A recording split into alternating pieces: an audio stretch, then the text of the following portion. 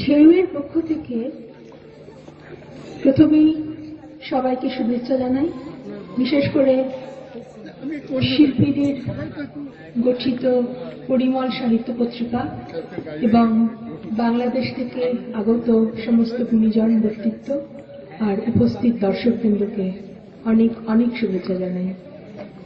আমাদের সবার প্রিয় শিল্পীদের আমন্ত্রণে ঢেউয়ের নিবেদন মা দুর্গার মৃন্ময়ী থেকে চিন্ময়ী কথা, যে সকল কবির কবিতা নিয়ে কোলাজ হয়েছে ঋষি বঙ্কিমচন্দ্র চট্টোপাধ্যায়, রবীন্দ্রনাথ ঠাকুর, চিত্রা চট্টোপাধ্যায় ও নবনীতা ব্যানার্জি।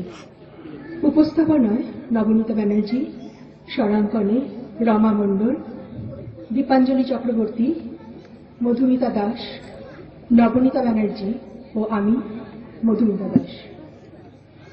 শুরু করছি আমাদের কবিতা কোলাজ। মাগো, যেদিকে তাকাই সেদিকেই রয়েছে তুমি। তুমি শুভ প্রতীক, জীবনবোধের অবারিত বাসভূমি। মা, যেদিকে তাকাই সেদিকেই তুমি। ওম সর্বমঙ্গলা মঙ্গলে শিবে সর্বার্থ সাধিকে শরণ্যে ত্র্যম্বকে গৌরী নারায়ণী নমস্তুতে। তপ্ত ভাদ্রের পর আশ্বিনের আকাশে কান পাখি শোনা যায় আগমনী বার্তা। না আসছেন হংস বলাকা মেলে পাখা শুভ্র মেঘের আড়ালে, তারই মাঝে লুকোচুরি খেলে সূর্যের সঙ্গে। শিউলি ফোটা সকাল, সাদা কাশফুল ঢেউ খেলে বাতাস গায়ে লাগিয়ে। যে ঝঙ্কার শরতের আকাশে বাতাসে আন্দোলিত হয় একইভাবে সবার মনে, তারই অন্য নাম দুর্গা।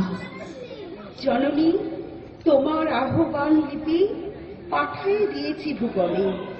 তুমি মেঘভার, আকাশ তোমার, পড়েছে সুনীল বরণী। শিশির ছিটিয়ে পড়েছে শীতল তোমার শ্যামল ধরণী। ওই বাজে মন মাঝে আগমনীর গান, জগত জননী মাকে করে আহ্বান। ওই বাজে মন মাঝে আগমনীর গান, জগত জননী মাকে করে আহ্বান।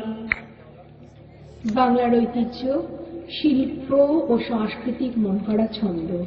পুজোর কত রং, কত গল্প, কত বৈচিত্র্য, আর তার সাথে প্রতিমা গড়ার বিধি। কিভাবে কয়েকতাল মাটি শিল্পীর ছোঁয়ায় প্রতিমায় পরিণত হয়। এই রূপান্তরিত জাদু মুগ্ধ করে দর্শনার্থীদের। শিল্পীর হাতের জাদু আর অপূর্ব বিজ্ঞানসম্মত পদ্ধতিগুলোর সূক্ষ্মতায় দেবী হয়ে ওঠে অনন্যা। কোথায় ফুল পাইলাম বলিতে পারি না, কিন্তু সেই প্রতিমার পদতলে পুষ্পাঞ্জলি দিলাম। সর্বমঙ্গলে মঙ্গলে শিবে আমার সর্বার্থ সাধিকে, অসংখ্য সন্তান কুলপালিকে, ধর্ম অর্থ সুখ দুঃখ দায়ীকে আমার পুষ্পাঞ্জলি গ্রহণ করো। পুরাণ মতে মহিষাসুরের অত্যাচারে অতিষ্ঠ হয়ে স্বর্গের দেবতারা তাদের সমস্ত নিহিত শক্তি পুঞ্জীভূত করল। আবির্ভূত হলেন মহাশক্তি দেবী দুর্গা। তিনি সিংহবাহিনী চেপে দুষ্টের দমন করে শান্তির অনু প্রতিষ্ঠা করলেন। তিনি মহামায়া। এই ভক্তি প্রীতি মৃত্যু ভক্তি করি লইয়া তোমার পদতলে পুষ্পাঞ্জলি দিতেছি। তুমি অনন্ত জলমণ্ডল পরিত্যাগ করিয়া এই বিশ্বমোহিনী মূর্তি একবার জগৎ শনিতে প্রকাশ করো। এসো মা, ঘরে এসো। কীর্তিবাসী রামায়ণ পড়ে জানা যায়, রাবণের সঙ্গে যুদ্ধে যাওয়ার আগে রামচন্দ্র শরৎকালে অকাল বোধন করে দেবী দুর্গার আশীর্বাদ লাভ করেছেন।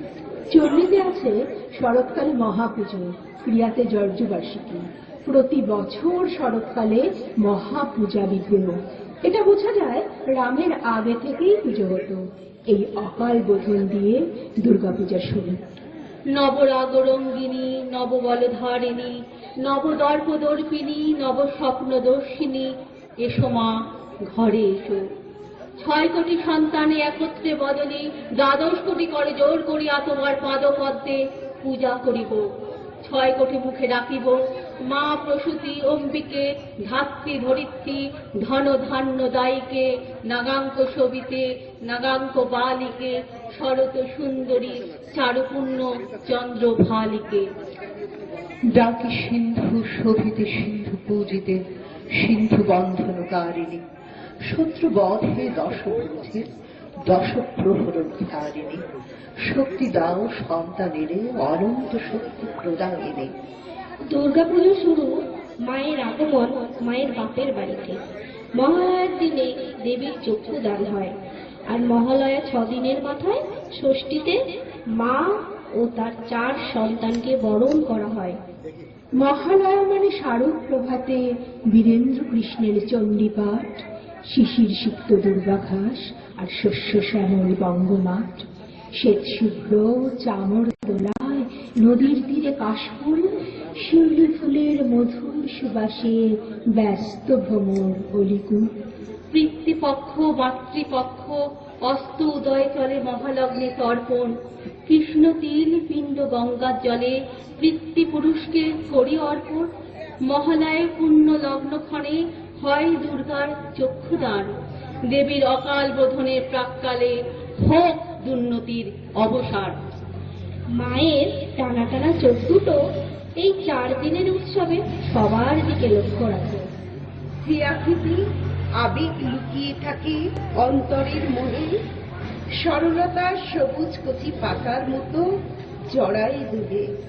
ঠোঁটের রং গোলাপের লাল পাপড়ির মতো দেখায়। মনের আলোদিনে বিকশিত হয়েরা সহিষ্ণু বেড়ায় তার মতো সমুদ্র গর্ভের গর্জন শরীরের অন্তরালে শোনা যায়। কাঠামো ঘরে শিল্পী মাটির মূর্তি গড়ে তাই। ভক্তের সমাবেশের মধ্যে দেবী রাক্ষস দেখতে পায়। ইয়া দেবী সর্বভূতেষু নিদ্রারূপেণ সংস্থিতা, নমস্তস্যৈ নমস্তস্যৈ নমস্তস্যৈ নমো নমঃ। ইয়া দেবী সর্বভূতেষু ছায়ারূপেণ সংস্থিতা, নমস্তস্যৈ নমস্তস্যৈ নমস্তস্যৈ নমো নমঃ। সাধারণ মানুষের অংশগ্রহণে এই পূজা একটা বিশাল আকার ধারণ করে। সারা দেশে, গুজরাট, মহারাষ্ট্র, উত্তরপ্রদেশ আর কেরালায় একে বলা হয় নবরাত্রি পূজা। ইতিহাস উপকথায় পাক খেতে খেতে হঠাৎ মনে হয় আমুক সত্যি কথা। অতীত যাই থাকুক না কেন, আজও প্রতি বছর মা আসেন। আজ থেকে অনেক বছর পর মা একইভাবে আসবেন। শিল্পীর তুলিতে আস্তে আস্তে ফুটে ওঠে প্রতিমার নানা ভঙ্গিমা। সৃষ্টি সুখের উল্লাসে এই রূপদান হলো শিল্পীদের কাছে মায়ের পুজো দিতে আরাধনা। ইয়া দেবী সর্বভূতেষু শক্তি রূপেণ সংস্থিতা, নমস্তস্যৈ নমস্তস্যৈ নমস্তস্যৈ নমো নমঃ। या देवी सर्वभूतेषु दयारूपेण संस्थिता, नमस्तस्यै नमस्तस्यै नमस्तस्यै नमो नमः। या देवी सर्वभूतेषु पुष्टिरूपेण संस्थिता, नमस्तस्यै नमस्तस्यै नमस्तस्यै नमो नमः। या देवी सर्वभूतेषु मायारूपेण संस्थिता, नमस्तस्यै नमस्तस्यै नमस्तस्यै नमो नमः। সাধারণত ষষ্ঠী থেকে নবমী এই সময়টাকে আমাদের প্রচলিত পূজা গ্রহণ করা হয়। ষষ্ঠীর দিনে অভিবাসন, পূজার মধ্যে ইতিহাস, জীবন হওয়া ইতিবৃত্ত।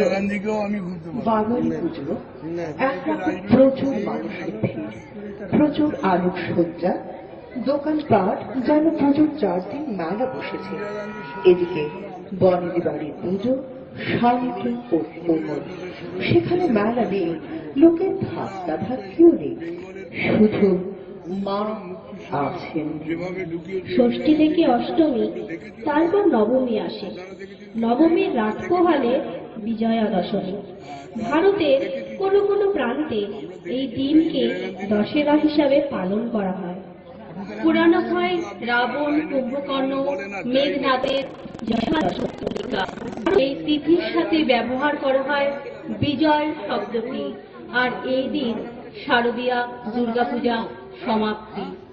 সারা দিন ধরে চলে এক বিদায়ের সুর।